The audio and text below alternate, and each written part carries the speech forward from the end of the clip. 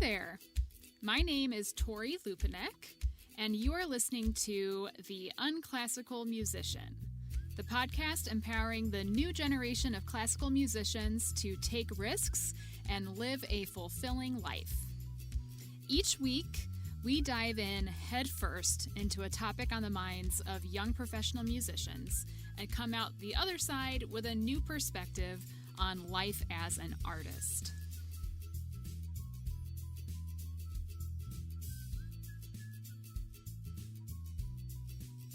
Hi, everyone. It's me, Tori. I hope y'all had a safe and socially distanced and fun Halloween.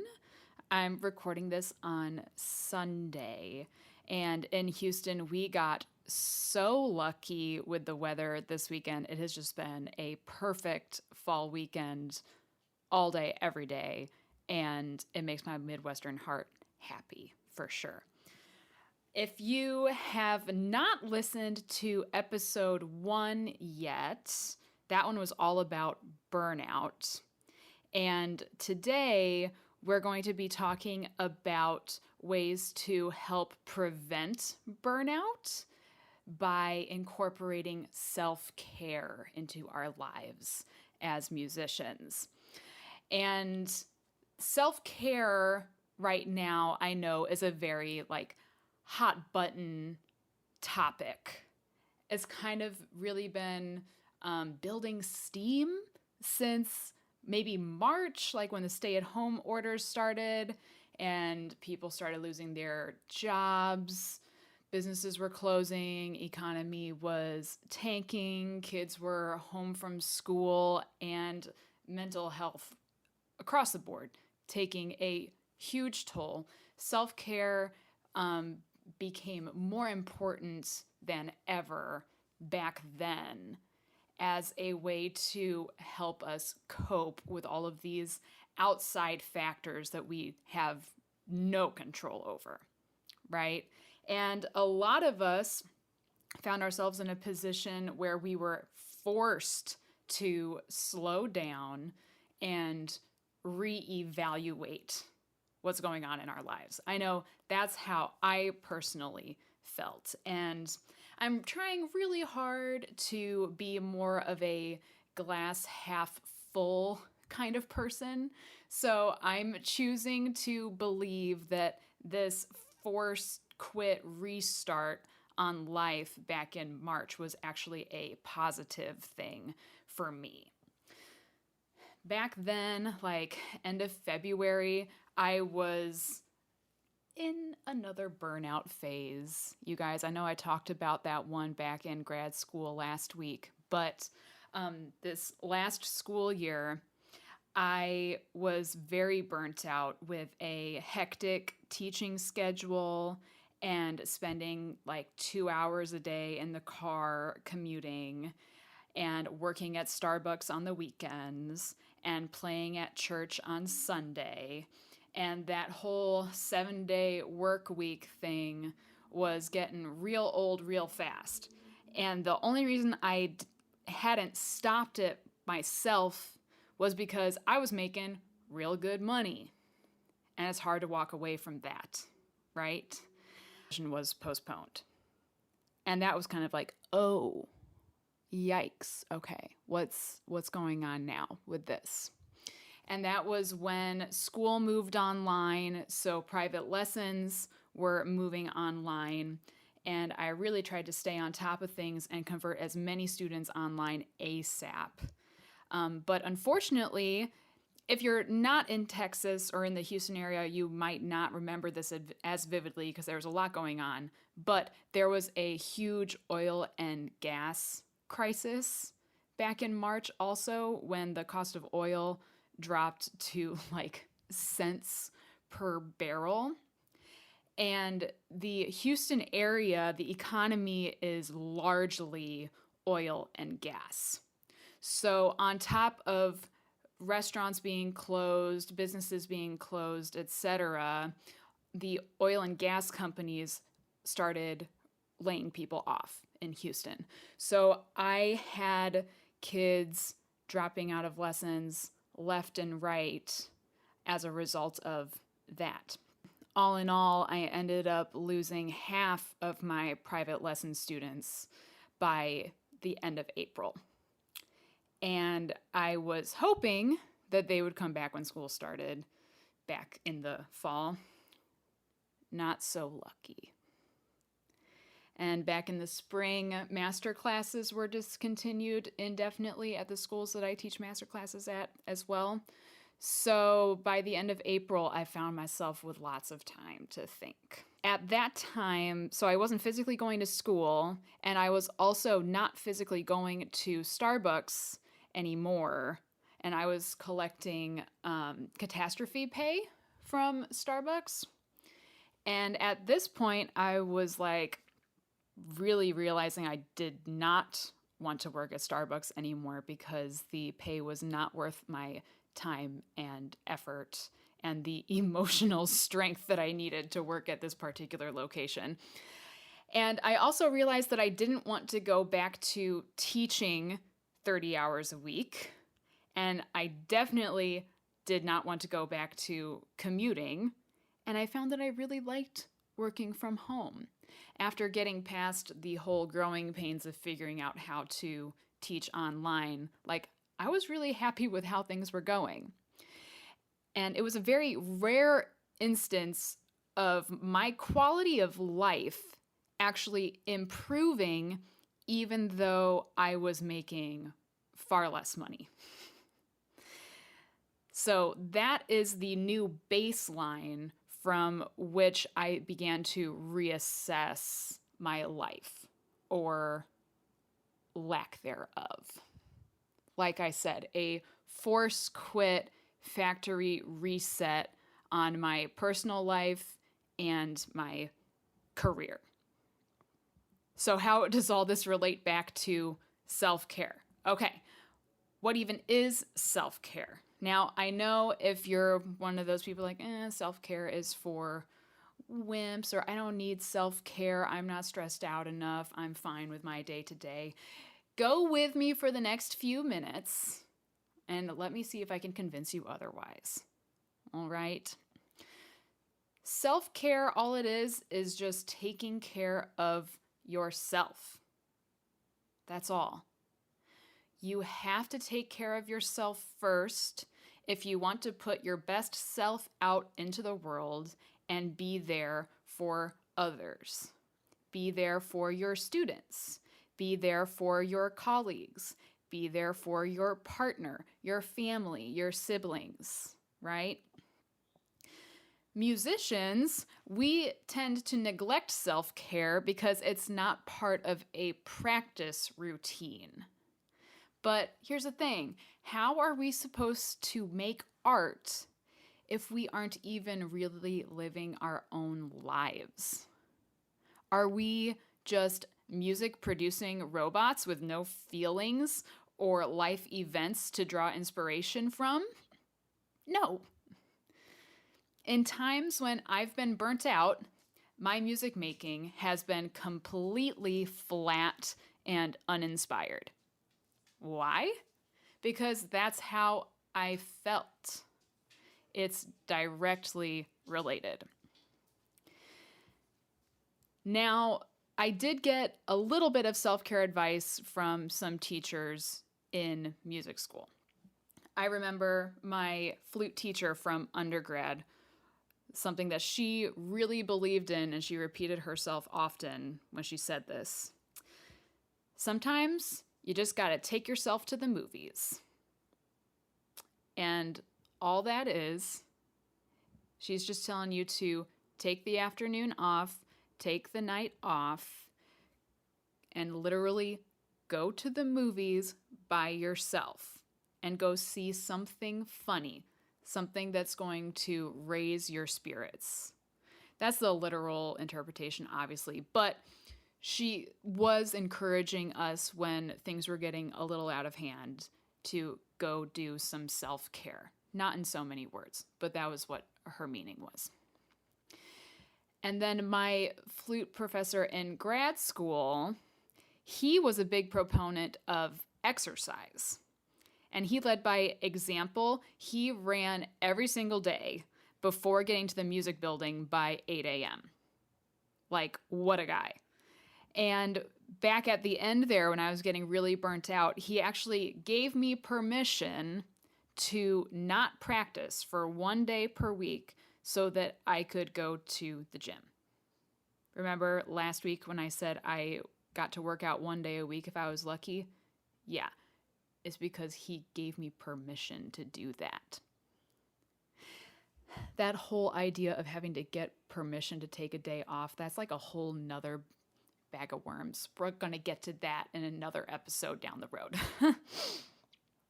Other self-care things we were encouraged to do in music school are meditate. We were told to meditate, but not for the sake of meditating. It was for the sake of improving your focus in performance situations. We were told to read, but not to read for fun. We were told to read specific books to keep improving away from the practice room because, yeah, you can only practice a certain number of hours per day. So if you're not practicing, you got to be doing something else constructive. We were told to listen to music, but again, not for fun. We were listening to music to study, memorize, and understand more deeply for performance situations. This is all educational stuff, right? These are all requirements of being a music student. This is not self-care for self-care's sake. We are humans first, and we are musicians second. We have to remember that. We get very tied up in our identity as humans, being confused with our profession as musicians. So we need to be better about making time for ourselves. But Tori, I don't even have enough time to practice, let alone spend an hour doing something just for me. That's the beauty of self-care. It can be as simple as literally anything you want to do. Not obligated to do, not guilted into doing. You want to do the thing. I think this is a great place to start from. Think about this for a moment. There are 24 hours in a day. 1 hour is 4.16% of your very important day. That's it. Less than 5%. When you think of it that way, I'm telling you to spend less than 5% of your adult life doing what you want to do. That sounds pretty pathetic, actually, right? It's your life. If you're not doing things that you want to do, then what is the whole point? Now, if you don't have a whole hour, then start with 30 minutes or maybe even 15. A little bit is better than nothing, right? Same with practicing. Now, I've compiled a little bit of a list of must-do self-care items for musicians. There's 8 things on here. Here we go. Thing number 1, get enough sleep. I know this is obvious, but something that we don't realize often is that there's a difference between time spent asleep versus time spent in bed. I didn't realize this fully until I bought a Fitbit and it started analyzing my sleep for me. But from the time I turned off the lights to go to bed, on average, it would take me about 30 minutes to actually fall asleep. And then you wake up in the middle of the night or you're restless in the middle of the night, and that takes from your quality sleep time too. So if you spend 7 hours in bed, your actual sleep time is more like 6 hours. What I do now is I give myself 9 hours of in-bed time in the hopes that I'll get about 8 hours of sleep. So I know that that's probably a little bit of a big ask for some of you who think that you don't deserve to get a full night's rest, but I promise you, you do. Start adding time to your in-bed time every night. Okay? I promise you're going to start to sleep better. Thing number 2, gotta drink enough water, especially you wind and brass players out there, right? Now, the rule about having to drink 8-ounce glasses of water per day, that doesn't necessarily apply to everyone. And I am not a registered health person or dietitian, so take whatever I'm saying with a grain of salt. But if you drink other liquids, including coffee, tea, or if you eat a lot of water-based fruits and vegetables, that's going to change how much water you actually physically need to be drinking. Coffee is dehydrating. So if you're going to drink a cup of coffee, you should also drink a glass of water. Teas are less so. Caffeine-free teas pretty much count as water. And then if you're eating things like cucumbers, strawberries, celeries, essentially that's just water. So you don't necessarily need to be getting up to pee every hour if you are also eating healthfully. So that's thing number 2. Thing number 3, you have to meditate or find time for breathing exercises. Okay? I know some of us don't like meditating. Then try the breathing exercises. And start small. We're talking 1 minute at a time. Maybe 1 minute around breakfast time, 1 minute around lunch, 1 minute around dinner, and then 1 minute before you go to bed. Spend 1 minute with your hand on your heart and just feeling yourself breathe. That's all. That's all I'm asking you to do. I have to admit, I'm not so good at doing this regularly, but on days when I do, my anxiety is much lower. We're going to do a separate episode on mindfulness, so stay tuned for that later. Thing number 4, exercise. Got to make it a goal to exercise at least 30 minutes per day. Now, exercise includes walking, okay? Exercise includes stretching. Just move your body. We're trying to move your body for 30 minutes a day. I have a huge soapbox about musicians exercising. That's going to be another episode entirely, but especially when the stay-at-home order went into place, I knew that I needed to get my endorphins pumping in order to stay in a good place mentally. So that 30 minutes of exercise moved real high up on my to-do list. And 30 minutes actually goes by pretty fast. Next up, eating healthy foods. Duh, gotta eat healthy foods. There's a difference between going out to the convenience store and purchasing a meal that's ready-made that seems healthy and cooking a healthy meal yourself. In the end, both options are probably pretty good for you, but cooking the healthy meal yourself is a form of self-care, knowing exactly what's going into your food. Ooh. Sorry. If you hear that, that's Cope, our dog, C-O-P-E. He got a bath today, so he's a little more ornery than usual. I'll put a picture of him on my Instagram so you can see him. He's very cute. Okay, eating healthy foods. Number 6. Now, listen carefully. Saying no to others is saying yes to you. Saying no to others is saying yes to you. We're taught to say yes to every opportunity that we can get in music school because any gig could lead to 5 more gigs. It's good networking, etc. So this whole generation of recent music grads were all yes people, right?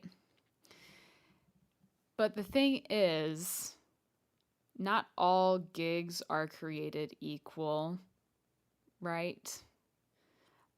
Not all networking events are created equal. And they definitely don't count as self-care time. So the more you say yes to other things, the more you're cutting into your you time, right? So we need to be better about saying no to the things that don't serve us so that we can say yes to the things that will make us better people. Number 7, go outside. Got to go outside, get out of that windowless practice room, get out of that stuffy apartment, and get some vitamin D. It's going to help your endorphins too. I really believe in getting a little bit of outdoor time every day.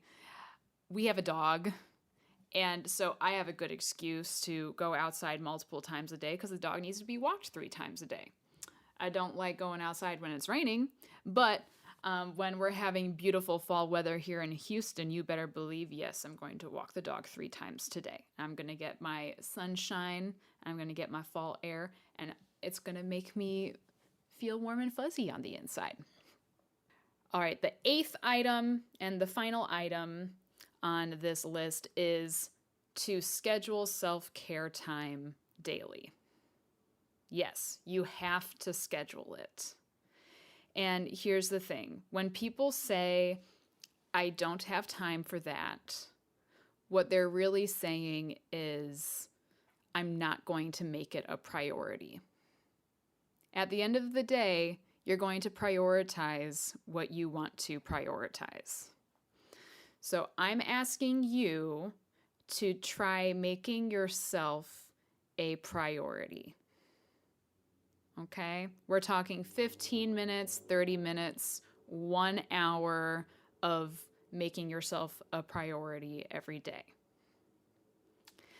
My personal favorite self-care items are sleeping. Like I said before, I give myself 9 hours of in-bed time whenever I can. Exercising, like I said, getting that 30 minutes in every day. I don't do it every day, but I make up for it by doing more the next day. So I like to do Orange Theory Fitness. Not a sponsor, but hey, Orange Theory, if you want to throw some coin at the unclassical musician, let me know. So Orange Theory is an hour-long class, and in theory, you burn calories the next day also. So when I do an hour-long Orange Theory class, I don't exercise the next day, or I do some light yoga instead. I also prioritize going outside, like I said, walking the dog. I also read before bedtime, usually not super long, maybe like 15 minutes, but reading does make my eyes tired and it helps me fall asleep better. I also allow myself to watch TV just for watching TV's sake. When I was in grad school and in times when I wasn't prioritizing myself, I wouldn't let myself just watch TV. I would have to be doing something productive while I'm watching TV. So now I just let myself watch TV if that's what I want to do. And another one of my favorite self-care items is taking baths, but I do find that to be more time-consuming, so I don't do it that often. Some days your self-care might be getting an extra hour of sleep, or practicing an extra hour, or critically listening to a symphony with a score for an hour.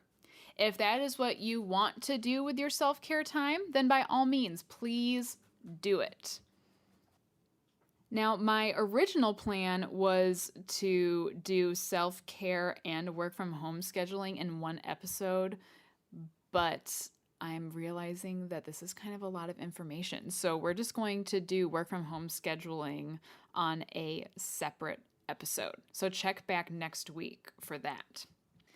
If there is a self-care tenet that I missed, feel free to share your favorite self-care policies on the Unclassical Musicians Facebook group.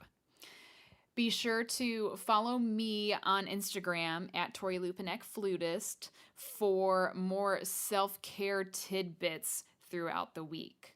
Now, if you've made it through 2 whole episodes of me ranting and are still enjoying yourself and learning things, please do me a favor and rate, review, and subscribe on the Apple Podcasts app. And here's why.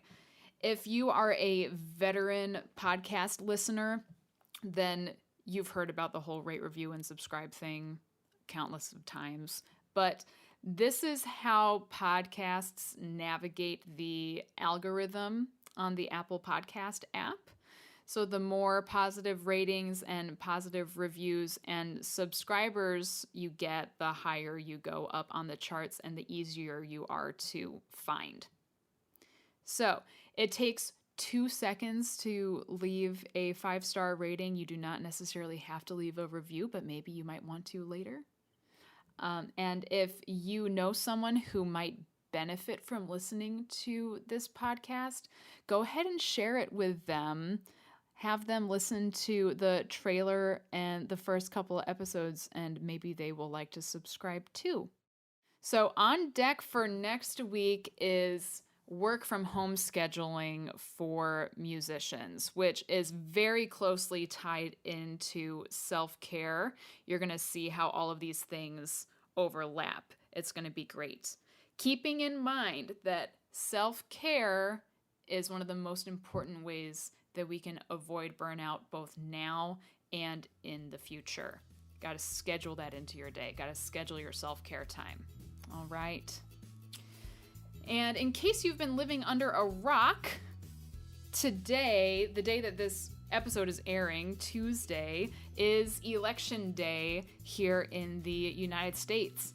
So if for some reason you have not voted early or voted by mail, please make sure you get out there today and make your voice heard. It's your last chance. Get out there and do it.